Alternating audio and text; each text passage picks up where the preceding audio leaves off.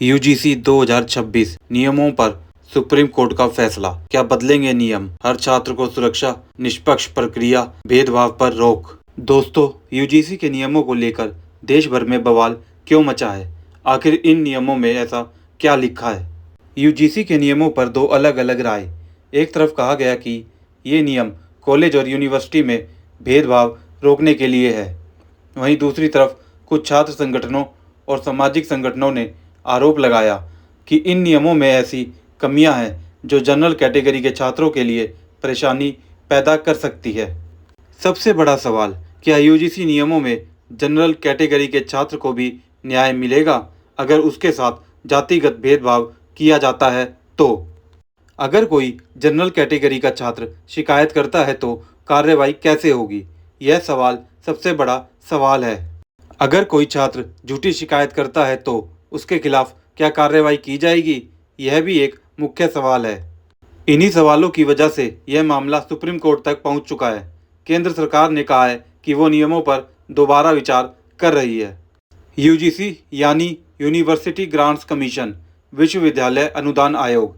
इसका मुख्य उद्देश्य है उच्च शिक्षा संस्थानों में भेदभाव को रोकना और छात्रों के लिए इक्विटी यानी समानता को बढ़ावा देना। अब सवाल यह है कि यूजीसी में नए नियम बनाने की ज़रूरत क्यों पड़ी? आइए हम आपको बताते हैं।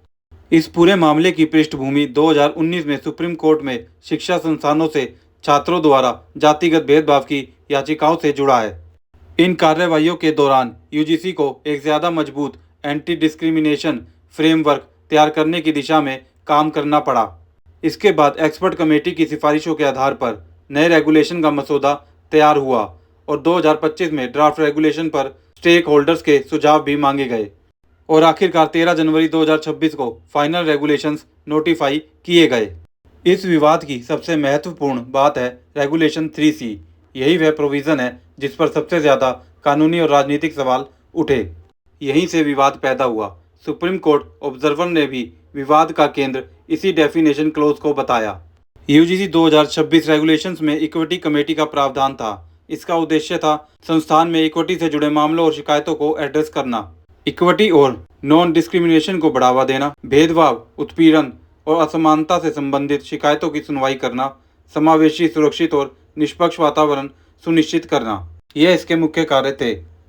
यूजीसी 2026 रेगुलेशंस में इक्वल अपॉर्चुनिटी सेंटर, इसका उद्देश्य था स्टूडेंट को इक्वल अपॉर्चुनिटी से जुड़ी सहायता और सपोर्ट उपलब्ध कराना।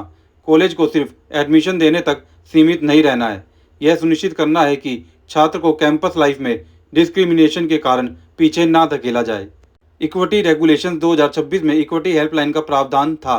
इसका उद्देश्य था छात्रों के लिए शिकायत और सहायता की सुविधा उपलब्ध कराना, ताकि छात्र को डिस्क्रिमिनेशन या इक्विटी से जुड़ी समस्या है तो हेल्पलाइन एक अतिरिक्त और आसान सहायता माध्यम उपलब्ध कराती है।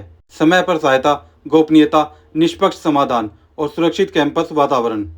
यूजीसी 2026 रेगुलेशंस में इक्विटी स्क्वायर्ड, इसका उद्देश्य था कैंपस में इक्विटी और एंटी डिस्क्रिमिनेशन फ्रेमवर्क को लागू करने में संस्थान की सहायता करना, कैंपस लेवल पर मॉनिटरिंग और रिस्पॉन्स मैकेनिज्म बनाना, सुरक्षित, समावेशी और भेदभाव मुक्त कैंपस वातावरण सुनिश्चित करना।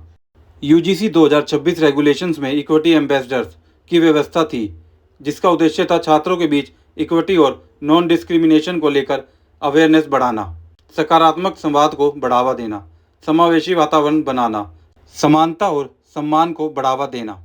29 जनवरी 2026 को सुप्रीम कोर्ट ने 2026 रेगुलेशंस यूजीसी पर रोक लगा दी और फिलहाल एबियंस में रखने का आदेश दिया। अदालत की चिंता ये थी कि नियमों का फ्रेमवर्क प्राइमा फेसी अस्पष्ट हो सकता है और इसके व्यापक परिणाम हो सकते हैं। इसके बाद यूजीसी 2026 के मामले में 20 अगस्त 2026 को बहुत बड़ा घटनाक्रम हुआ। केंद्र सरकार ने सुप्रीम कोर्ट को बताया यूजीसी इक्विटी रेगुलेशन 2026 पर पुनर्विचार किया जा रहा है। अब असली सवाल ये है कि क्या सरकार यूजीसी के नए नियमों में ऐसी व्यवस्था बनाएगी जिसमें भेदभाव से पीड़ित हर छात्र को सुरक्षा मिले और साथ ही किसी निर्दोष छात्र को झूठी शिकायत के कारण नुकसान ना हो। दोस्तों, फैक्ट्स टू नो का तात्पर्य सिर्फ इतना ही है कि आप सच जानिए और सही जानिए। जय हिंद, जय भारत, वंदे मातरम।